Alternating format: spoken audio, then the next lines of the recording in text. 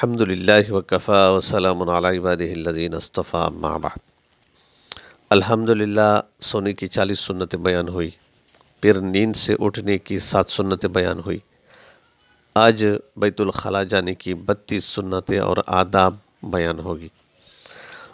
صبح اٹھنے کے بعد سب سے پہلے ہمیں بیت الخلاء جانے کی ضرورت ہوتی ہے، لہٰذا ہم آپ کے سامنے بیت الخلاء جانے کی اور اس سے نکلنے کی سنتیں اور آداب پیش کرتے ہیں۔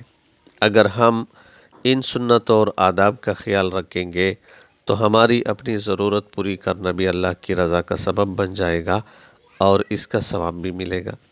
تو سنت نمبر 1، بیت الخلاء میں جوتے پہن کر اور سر ڈھانپ کر جائے، کیونکہ پیارے آقا صلی اللہ علیہ وسلم اس طرح کیا کرتے تھے۔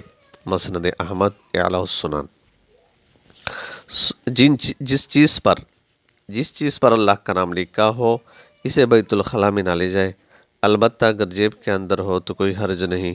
اس طرح تعویذ اگر موم جمع کر لیا گیا ہو یا کپڑے میں سی لیا گیا ہو تو اس میں بھی کوئی حرج نہیں۔ سنت نمبر 2، صحرا اور جنگل میں قضاء حاجت کی ضرورت پیش آ جائے تو ایسی جگہ جائے جہاں آپ کو کوئی نہ دیکھ سکے، کیونکہ پیارے آقا صلی اللہ علیہ وسلم اس طرح کیا کرتے تھے۔